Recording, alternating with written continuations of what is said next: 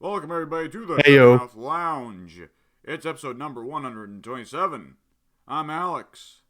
That's Addie. And there's also a Pink here. Hello there. Hey! So, right off the bat, what we got scheduled for this week? On the 25th, this coming Monday, right? That's how math works. I Minecraft think Part so, yeah. Minecraft Part 2. Ooh. Oh, And on Friday, Sengoku Basra 4 Part 3.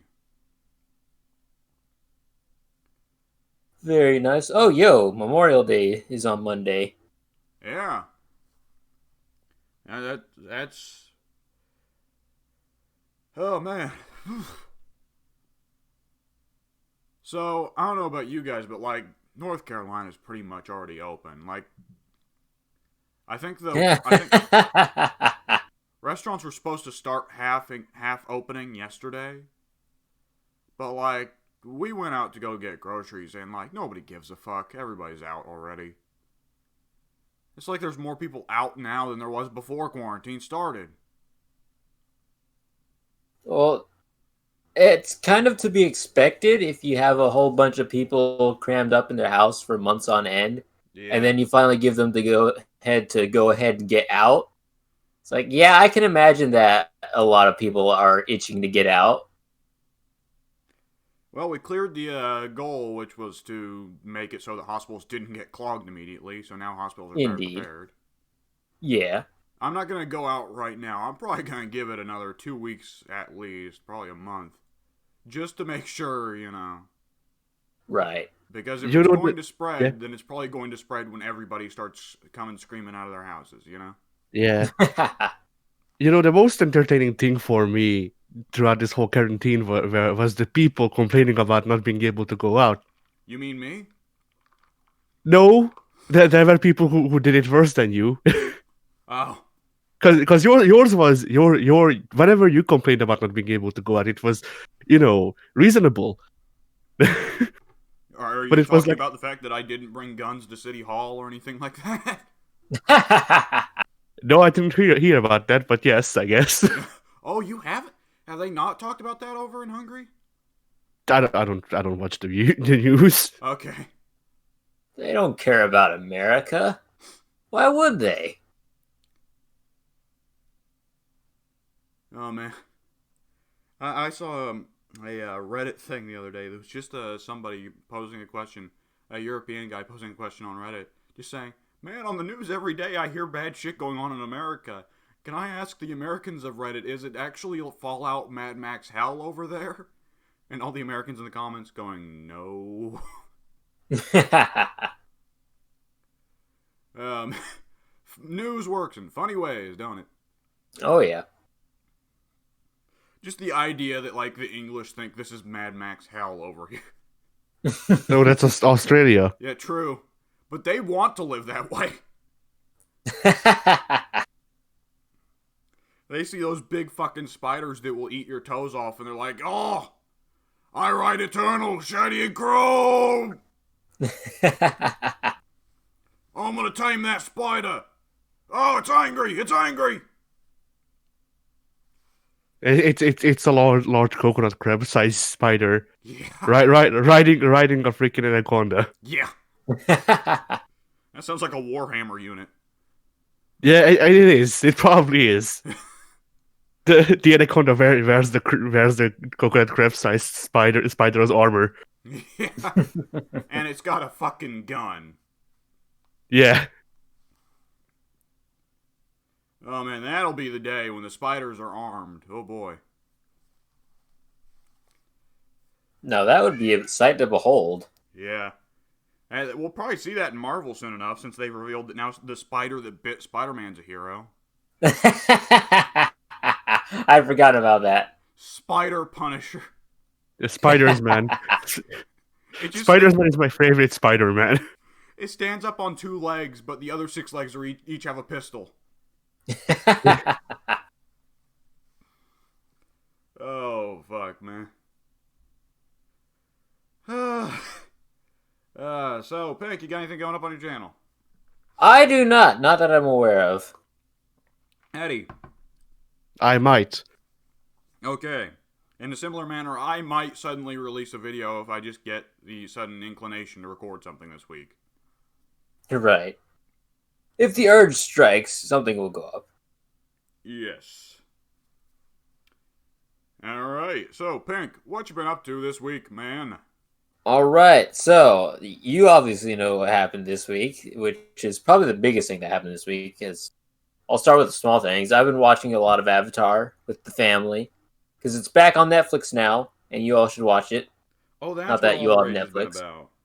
Yeah, I've been wondering why people have been bringing it up so much lately.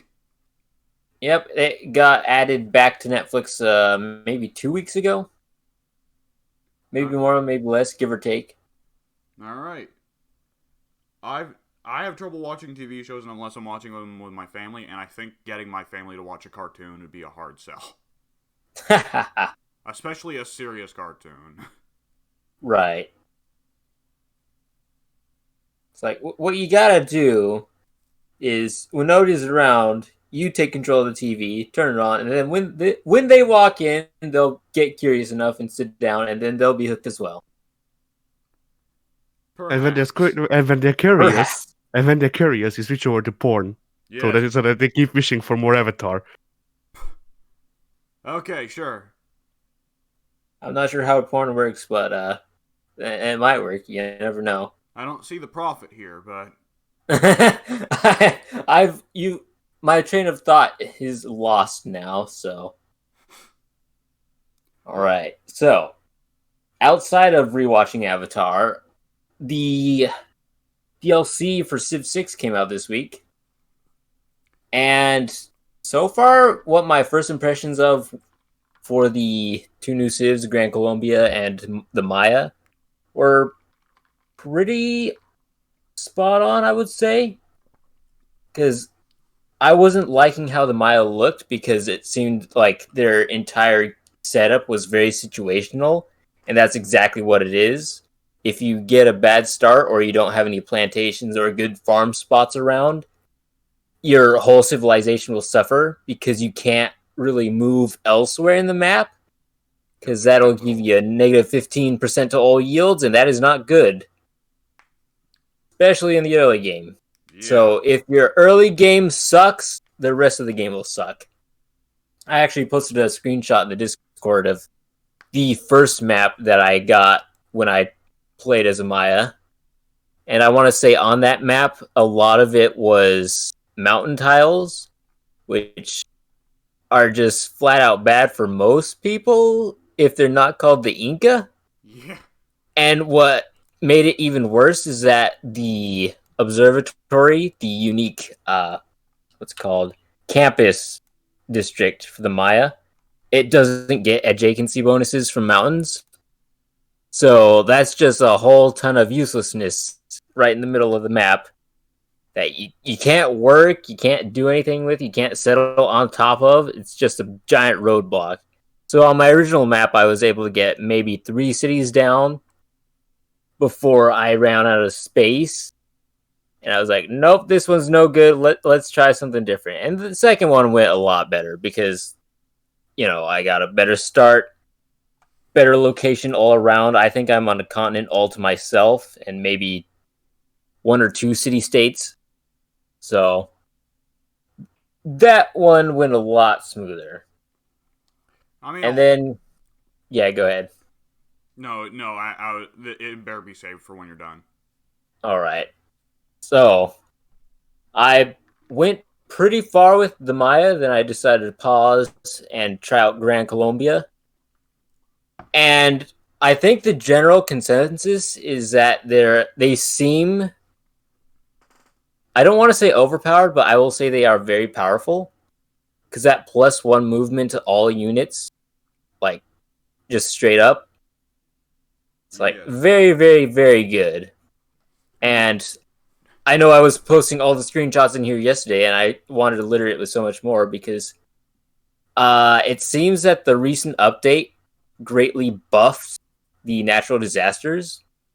Because beforehand, when I would set it to the maximum of 4, you'd see a river flood every here and again, but nothing ever major felt like it was happening. So, while I was playing as Grand Colombia, I did a true start location Earth. So I spawned in South America, and I would say like the third turn in, I discovered that a jungle tile was on fire, and I was like, okay, that's cool. That's something new. They've added forest fires. Cool, very cool. Heh. So, fast forward a couple turns. The jungle is consistently on fire. It's been burning for thousands and thousands of years. It has not stopped. My capital is surrounded by jungle tiles, producing like 10 food and 15 production per tile. It's crazy. It's absurd. My entire civilization. I've settled everything in the jungles because all those yields there are so ridiculous. But at the same time, people keep dying. So I've got so much production, and I could have so much more population, except the populations keep getting wiped out by the forest fires. So that doesn't really change. They've all been sitting comfortably at like 8 population per city, I would say, which is nice. It's not terrible. But at the same time, I've got all these jungle tiles and banana tiles with like 15 plus food on it. So I feel like I should be getting a lot more, but they keep dying on me. I like that it evens out. The increased amount of bananas is causing everyone to fuck faster, but at the same time, the fires are killing everyone. So Right. It's just absolutely hilarious, and I'm probably just going to throw that playthrough in the dumpster because I can't accomplish anything really, but I can at the same time. Because, let me explain. I've got maybe 5 encampments, and because I'm making so much production, I can just spam the, what's it called?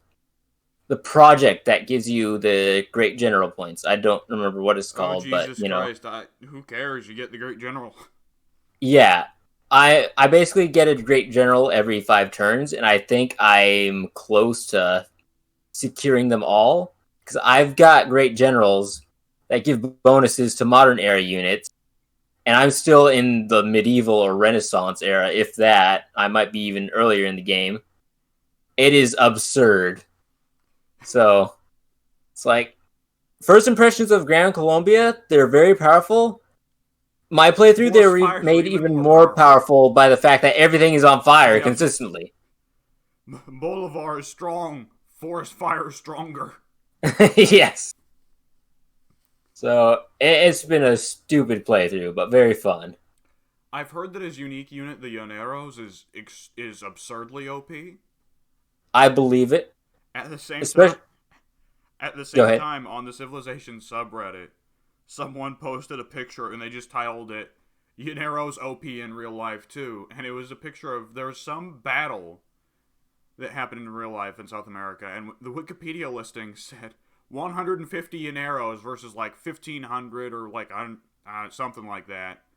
Amount of like Spanish forces. Llaneros win clean, almost no casualties. No casualties.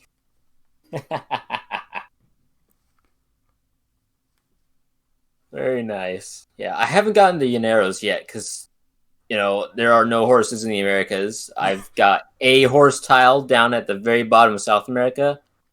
I had settled a city on top of the horse tile so that I wouldn't actually have to work it because those just annoy me. Pank, those aren't horses, those are penguins. Oh, yeah, I should have figured. You're riding penguins into battle, that's what you're doing.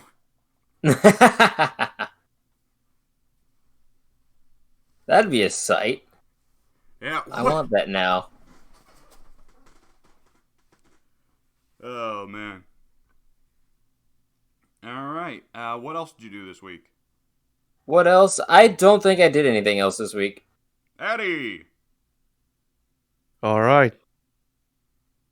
So, Mafia 3 got updated. My copy of Mafia 3 got updated to Definitive Edition, so I gave that another go. And boy, bugs didn't happen before. The game design was just shit. Now they're both. Yeah, I heard that it was disastrous. I mean, it's still better than Mafia 2 somehow. Because Mafia 3, the game design overall is bad. Mafia 2, the game is good. Like, the game is enjoyable. And then they made it so the freaking the audio levels don't stay a consistent level. And also, audio in cutscenes is mono. And Oh boy. also, the game runs at 5 FPS. Oh boy. And it just keeps piling on and piling on. Jesus. Like, I'm pretty sure I don't even remember all of the freaking things that went bad with Mafia 2. That sounds terrible. Yeah. It's really bad because I wanted to buy it again because I really like that game, but I guess I won't. Okay.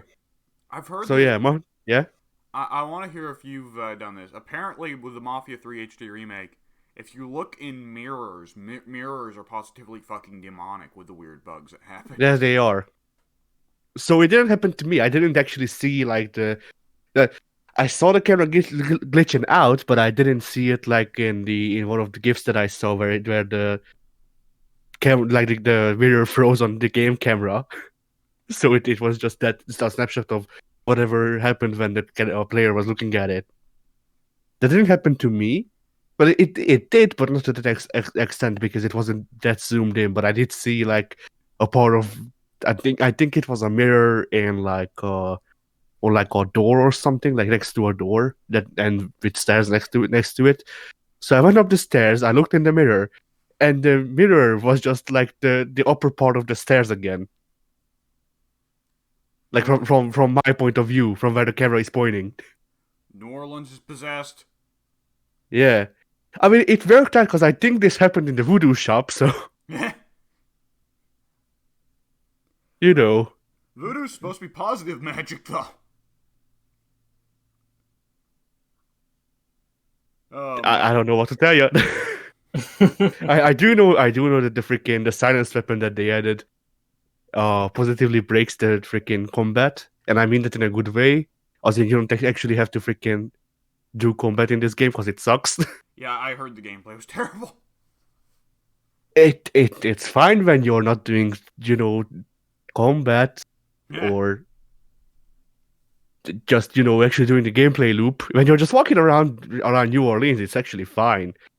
And then you actually want to do a mission to continue the story, and then it all goes downhill real quick. Because basically the gameplay loop of this game is go to main mission character, go to secondary mission character. There's two of them, by the way. Secondary mission character gives you like 5 missions. Do 3 of them, and this is the gameplay loop.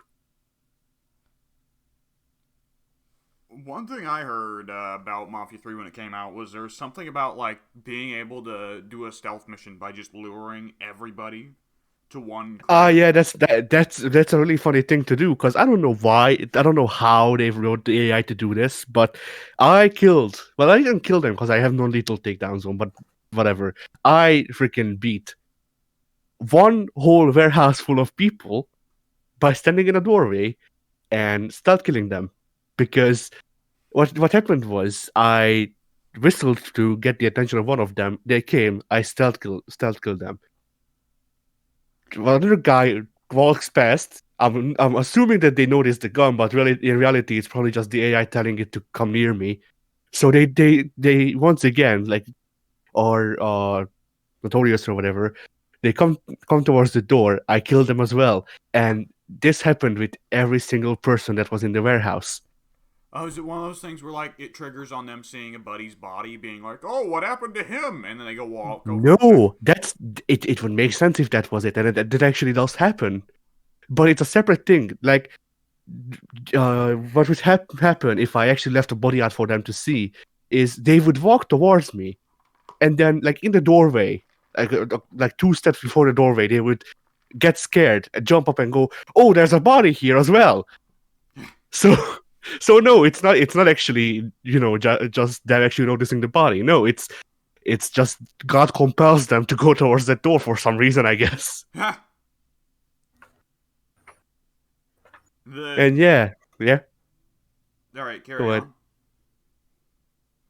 Like I just wanted to say once again, like the silenced pistol that they have has next to no ammo. Doesn't freaking matter because you pick it up like between killing two people, and it completely just makes the game not work.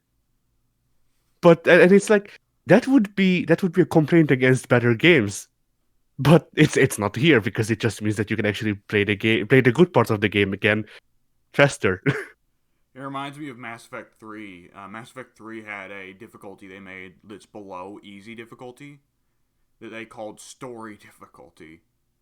Uh And it makes you effectively bulletproof and makes just about all the enemies die in one hit. yeah, you're not bulletproof in this game. Like if people shoot you, you die. But when people like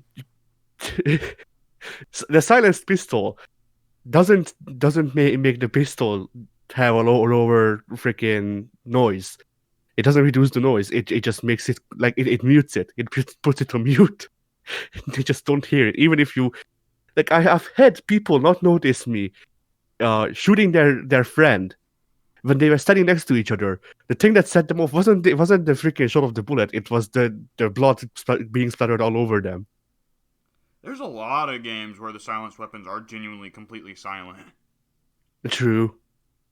It's just one of those things of like game devs making things more convenient for gameplay, but not really thinking about how it makes sense in the story. Yeah. And the story exists. I've reached this point in the story twice.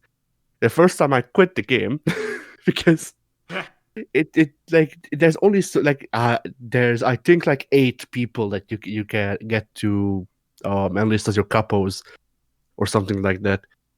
And I'm at the third person, and it's literally just been the same mission, like the same 2 missions, but just doing them 6 times for each person. Okay. Because it's just kill this guy, blow this up, and that's actually about it. All right. And the game also has Ubisoft towers, but not in the more traditional sense. Because you see, 2K likes to innovate. 2K wants to innovate. And so Ubisoft towers in this game aren't actually, needed for you to be able to see the map. They are needed for you to be able to let people go without killing them, for some reason though. You need to do the Ubisoft towers before Lincoln figures out how to knock people out rather than kill them. Yes. And this is for every person that you can capture in the game. If you don't bug their house first, which is Ubisoft towers in this game, then you cannot actually spare them to get the extra money. They can just immediately kills them. So Lincoln can only know how to not kill somebody if he knows all their secrets. Yes. Also, another thing is, once again, 2K likes to innovate. So, Ubisoft towers aren't a free commodity. Not anymore. You need to get their collectibles to be able to access them. And you need to spend 3 collectibles to open up 1 Ubisoft tower. Oh, Jesus Christ. Yeah. I remember hearing that Mafia 3 was a worse Ubisoft 'em up than the actual Ubisoft 'em ups, so... Yeah, yes. I think there's one thing that you like. I think there's one game that's a worse Ubisoft game than this, and that's Breakpoint. Because Breakpoint came from actual Ubisoft for once, and it just embodies everything that their freaking current game design is. So Ghost Recon, right? yeah, Ghost Recon Breakpoint. Ah, okay. I do not know the subtitles of those games for the life of me. So yeah, I did that. I actually did stuff aside from gaming, more than gaming this week. So Alright. I started Trigun. I've always heard good things. Yeah, it's from what I gather, it's a classic like Space Western, right? yeah, space western shonen thing.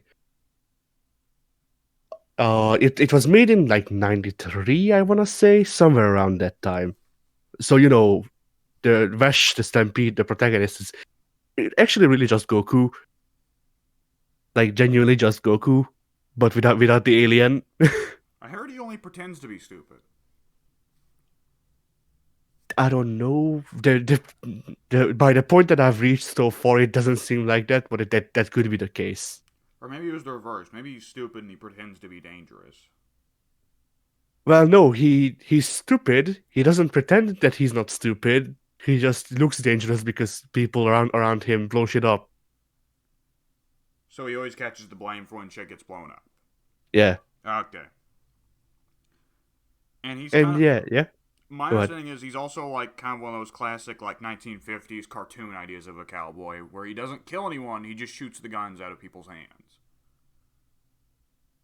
Usually, actually, no. Well, yes and no. He doesn't kill people, but I've actually only seen him shoot the gun out of somebody's hand twice, I think. He usually uses like environmental stuff. Ah, okay. But yeah, he doesn't kill people. The two whatchamacallit? I want to call them real estate agents, but that's not what they are. They're freaking uh whatever, the two women that are paid to be with him at all times to save the people from destruction. They are better. Is the best way I can put it. I don't actually remember the names off of the top of my head, but really, like you can tell that this was still when certain cliches weren't cliches yet. Like one of the like the one of the women that follow Wesh around. She's basically Ed from Ed, Edd n Eddy, as in Big Buffoon. Ah, okay. I was about to say, that's 3 Eds. I don't know which one you're talking about. Yeah, I mean, I don't know, because I usually call them by different names, like by what the cartoon called them. Yeah. Yeah, my favorite character from Ed, Edd n Eddy is Edward. Yeah. But yeah, so there are some bad things about it, but I liked some of it. It has some good ideas. I just wish it wasn't like I just don't think the humor clicks with me yet, because it's very Dragon Ball. Ah. Well, it is old. Yeah. Speaking of old, I also started. Actually, I need to look the full name of this show up because I don't remember because it's in Japanese. Give me 1 second. So it is Sabuto Ichi Torimono Hikae. That's the other show that I started. Never heard This is of a show it. from this is a show from '68. Oh. It is like probably one of the first anime. Okay. At least it is the one. Like, it is the oldest anime that I know. Are you telling me the Japanese Spider-Man is not the first anime? That was a manga. Oh no, wait, I'm thinking of Batman. But yeah, so Sabuto Ichi, bless you. Thank you. Sabuto Ichi follows on old Edo era, which is like I think it might actually be set during the Sengoku era. Now that I think about it, but yeah, it's detective series with the Villain of the Week and all that. Yeah. It follows Sabu, the policeman in training detective, and Ichi. Totally not Zatoichi. Please do not sue us.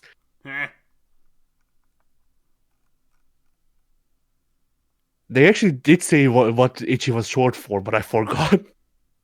So yeah, A lot lighter standards back then. it's real funny to go back and look at animation that old and what like steps they took to not have to draw as much.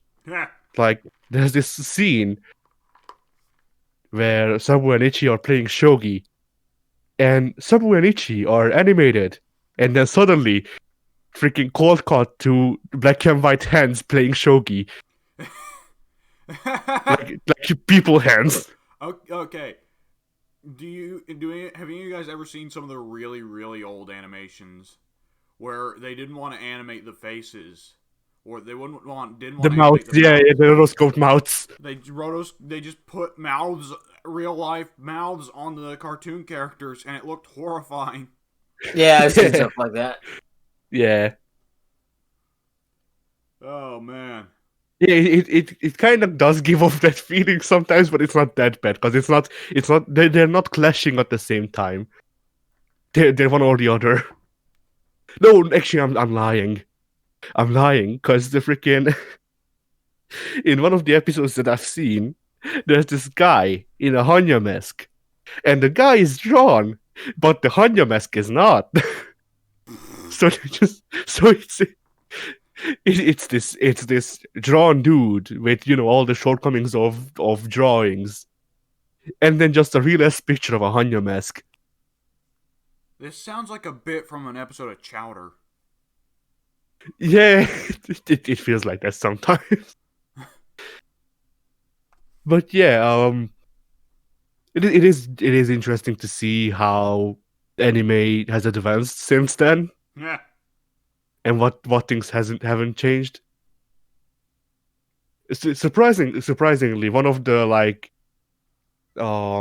one of the things that they do is in the same episode with the Hanya mask guy, Sabu wants to train how to sword fight so he can beat the Hanya mask guy because he's a samurai, and he goes to a kendo academy, and the kendo teacher has is watching his trainees train, and all of them are shit. So he's like, "Go, my daughter, beat the shit out of this freaking detective dude," Ah. and she does. Ah. She, I didn't expect to have actually cool female characters in '68, but I won't complain. Yeah. And yeah, that's all right. I also started up JoJo Part 8 because I legitimately had nothing better to do, and that's the only thing that forced me to. I heard that they busted out another villain with a stand that controls time. I haven't reached that part yet, but Spoilers. I don't doubt it. I don't doubt it, dude. Heh. So far, lot more nudity. Well, they are sailors. They're not. They're actually not. Why the fuck is I the guy thought dressed that like a too. sailor then? So, spoilers for JoJo Part 8. So Yoshikage Kira in the Steel Ball Run universe, because this is the same universe as Part 7. Yeah. Yoshikage Kira in that one is actually Jotaro Kujo. Jotaro never existed. Kira is Holy's son. Kira was a sailor man. He was, I think, like a doctor or a cook on a boat, and that's why he dresses like that. Josuke is the merging of an unknown person and Kira, who is dead. And the reason why Josuke has 4 balls is because he took Kira's. He took Kira's balls? Yeah, so Josuke, or whoever the other side of, or the other half of Josuke is, was buried in the magical Jesus corpse ground, and Kira also got buried there after he got killed. And what happens when two things are buried there is that they switch parts. So like people lose their memories, and apparently Josuke took Kira's balls with him, so Kira had no balls, and that's a whole big thing that they had a reveal about. That let me see if I can remember how exactly it was said in the manga. He had he had the rod, but he had no balls. It was all smooth down there. Okay. And is he referred to as Jotaro or is he referred to as Kira? Kira. They don't actually recognize that Jotaro ever existed. Joseph did though. For all that we know, Joseph lived his life just like he did in the original timeline. Okay. So, Is Kira even really a JoJo then? Well, technically, yes. Not really though. Like this part doesn't really seem to be about the Joestars at all. Because Josuke is a Higashikata, but the Higashikatas don't aren't that related to the Joestars. Okay, and follow up question. Jog my memory here. Is or is not Kira the serial killer from part 4? Kira is the serial killer, yeah. Okay, okay. But they So also did, yeah. so Araki's pretty much a lot of his whole thing is just taking characters he's already done and putting entirely weird new spins on them. Yeah. There's also whole big Higashikata family now, weird shit. And I mean, like I've seen people praise this sport because the stands aren't just punchy guys, which yeah, I mean I don't mind it after freaking like 3 parts of just punchy guys. Part part 5 was especially bad about this because part 5 but in part 5 everyone gets an Aurora shout. I'm pretty sure. Okay. Well, I mean, it is But Dio's kid. it's not just him, it's everyone else that he hangs out with and doesn't die in like the 3rd episode. All right. But yeah. So but I feel like it is like on actual power type stand is missing from the cast because they're they're uh they're heading towards this big danger and they're like, oh no, I'm gonna die. Well, too bad my stand is not a power type because I can't do shit now. Hmm. And that's basically the whole conflict.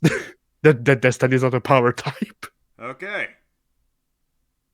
Uh One thing that I wanted to point out because I found it really funny is Josuke sends an email to Koichi's female counterpart in this universe, and he signs it as 4 balls,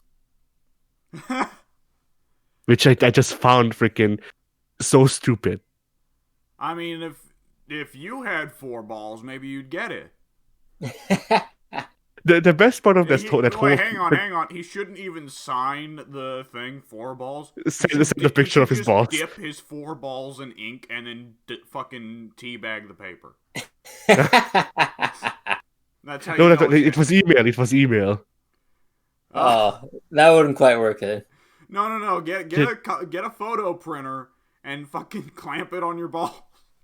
A photo. But yeah, like it's like the email is something like do you wanna eat honey dipped mochi at the cafe tomorrow or something like that? And he just signs it 4 balls and she gets the email and she's like, what does he mean by 4 balls? Does he want to eat 4 mochi? So yeah. Josuke's supposed to be the villain now, right? I don't know, maybe. Yeah. The villain, a villain whose entire thing is he's got 4 testicles. Yeah. That's his super villain name, 4 balls. Yeah. That's his officially they recognize as Josuke 4 or Jos 4K and Jos 8K, but really it should be Josuke 2 balls and Josuke 4 balls. Retroactively calling a character Josuke 2 balls for the fact that he has 2 testicles, which is the correct amount. Yeah. Oh, that's old Jimmy 2 legs. What a fucking freak. But yeah, so part 8 exists.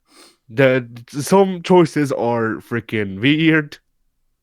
Like there are dramatic reveals that, or at least what I think are dramatic reveals that I don't know why we needed to have. Like, the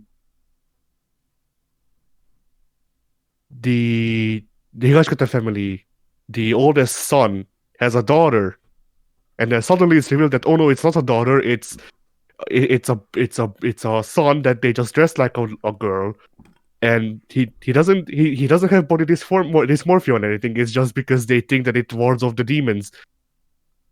That seems to be a Like, all Japan right, thing. Yeah. I mean, I can see it being a royal family, like an old royal family thing, but you guys got the family as much money as they have in this universe. They don't strike me as an old royal family type, Yeah. especially since there's a surprising amount lack of incest for that to happen. Yeah. But yeah, part 8 exists, and I think that's all I've done. All right. So, for my week, I've done a fair bit, if memory serves. Unfortunately, memory does not serve, and now I can't remember any of it. Did you watch Avatar? No. Then you failed. I don't know about that. Avatar's a pretty shit movie, man. Oh, I can't Both agree. of them. I can't disagree with you there. There are 2 movies named Avatar. They both suck.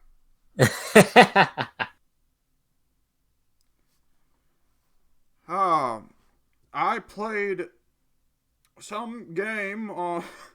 Fuck, there was something that I played while I was waiting for the DLC for Total War Warhammer 2 to release. Oh, thank Christ, Steam will just let me look at what I've played in the last couple of weeks. Silly me. Right, so, what with Terraria releasing its big last update, Journey's End, I decided to give it a shot. They added 2 new difficulties, one below the normal difficulty, Journey difficulty, and one above Expert, Master.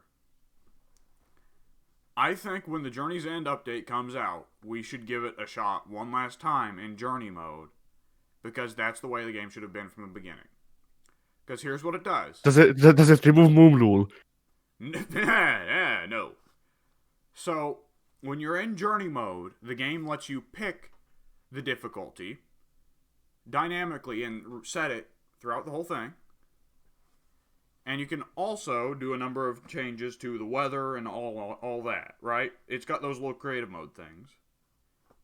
Yeah. All right. And it handles this kind of weird pseudo-creative mode sort of thing. It adds a new research menu, and every item type has a certain amount that you need to research. And researching is just pretty much sacrificing it to the science gods, right? If you have 100 blocks of dirt, you can research them, and that will destroy those blocks of dirt. But then there will be a free build menu where you can just copy dirt blocks from there instantly for free. Ah, nice. Oh. So once you get 100 of any given block type, you get infinite of that block type. 100 Pablos. Yes. We reached the gods. You only need 5 Pablos, believe it or not. Ah, even better. The Pablo engine is alive and still kicking. Oh, we're skipping the Pablo engine. You just spit the Pablos out all over the floor. Yeah. 400 of any given wall. And with weapons, you only need 1 copy of each weapon, and then you can get infinite copies of it. Ooh, nice. So, Oh. so only one of us needs to get good weapons. Yeah. So it's Terraria, but they cut out the grinding. Yeah, that's Very good. nice. That means that Pink won't die again. So what I was thinking is, we should go in, we should turn on Journey mode, so that we can skip all grinding, and then set enemy difficulty to Master. Ah, Oh. Yeah. But hey, if it's set to Master, you get 2 extra accessory slots, so that's a little bit more character building. And enemies that are Master level drop Master level gear, remember? yeah. I'll check if my PC can run Terraria. I think it should be able to. Wait until it's on sale. Yeah, true. I keep noticing that for some fucking reason, Terraria is like the only game Pink has on his Steam wishlist for some reason. I was wondering if you'd ever notice that. I've noticed it several times now, I just never thought to ask why. You just couldn't get enough, could you? No, like He needs more Yeah. fishing anime. Never. That series will never be complete. Actually, with all the grinding removed, the fishing anime would probably actually reach a conclusion. Yeah. Oh Well, Then no! freaking. My saga! Don't worry, Pink. If we can all record Terraria, I'll actually freaking drop like somehow animate an intro for your fishing anime that will look like shit. Just take Pink's character and like shoddily Photoshop onto it a picture of a random anime girl, or like what's the anime about the two girls that are always flipping people off? Pop Team Epic. Pop Team Epic. Just glue their faces over Pink's. No. Just take like one of their freaking musical scenes and put Pink's face over them, both of them. But you have to censor anytime they curse because Pink wouldn't curse. True. That's true. Oh man. Other than that, let's see. I spent the latter part of the week doing, well, pretty much what you expect. So Warhammer 2 released a new DLC, so I've spent a lot of time playing with that. It adds new stuff for the High Elves. For the most part, it's pretty boring stuff for the High Elves, but you know what it gives them? Lions. Boners. Lions. Lions. That's rad. They can just have a pack of lions walking alongside the army. Nice. They can also make chariots that use the lions. It's pretty fucking rad. You make a chariot where lion rides in the back and two lions are pulling it. There is a chariot that's very similar to that, yes. Ah.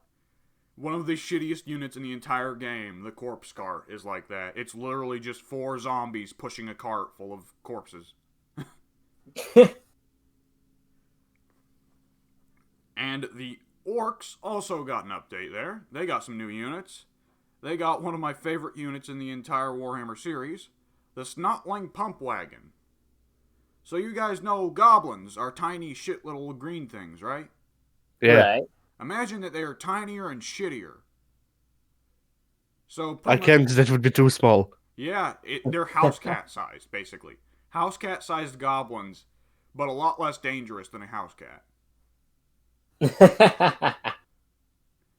Snotlings are usually like the shit of the shit in Greenskin Society. Goblins love to bully them, and orcs consider them to be cute little pets. Understandably so. And they have about the brain power of a peanut. But the orcs have a weird, mystic, psychic energy about them when they go to war. And sometimes the Snotlings get hit by that psychic energy, and they're like, you know what? We're gonna build a fucking wagon that's got spikes and shit all over it. And so you get the Snotling Pump Wagon. And it's the cheapest, shittiest chariot in the entire game. Nice. It is fun, though, because ordinarily when you go up against orcs, you expect to fight lots of orcs on foot with axes or swords. You don't expect to fight tiny house cat-sized goblins driving these fucked up wooden contraptions with spikes on the front. Let me get a picture just for you guys. Because it's, Oh, here's the old model. Here's the old model from, like, the 90s. This thing's pretty archaic. Nice. That looks like Playmobil. Yeah, a lot of old Warhammer does. I'm trying to find a better picture of the newer model. The newer model is a little less derpy. But it's been one of the units I've been excited for that's not been put in the game yet. Because it's so silly and so crappy. And I've always been a vocally big fan of the silly part of Warhammer, haven't I? Right. They also added a literal walking pile of shit. Oh, the Great Mighty Pooh makes his return. Yes. It's so the... Okay, let me get a picture of like... Oh, this... Let me get a picture of it, because it actually looks way cooler than you'd think. I know when I say walking pile of shit, you're imagining like, oh, well, that's probably not very imposing, but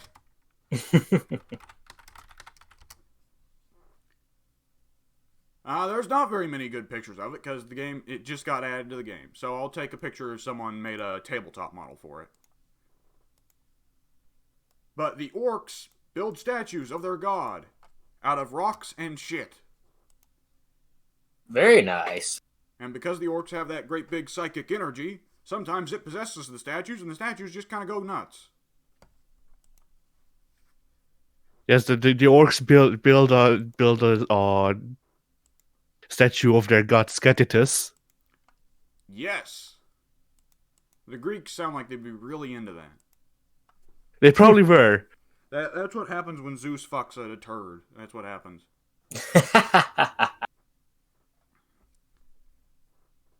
And there's also a bunch of big, boring changes, making a lot of the races function better, and making the Greenskins actually have a good campaign, which is important because their campaign used to be shit.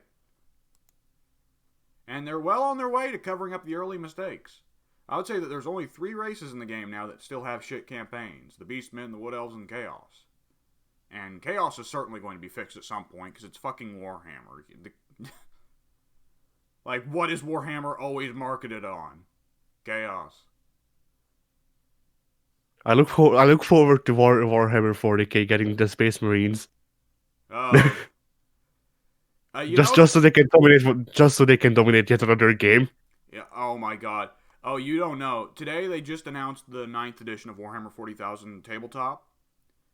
And they're building it up as, like, we're bringing back, like, the biggest, most powerful Necron of all time. Necron players have been waiting for this forever. And then we get to the day of, and they're like, yeah, hey, there's a Necron character. New Space Marine models!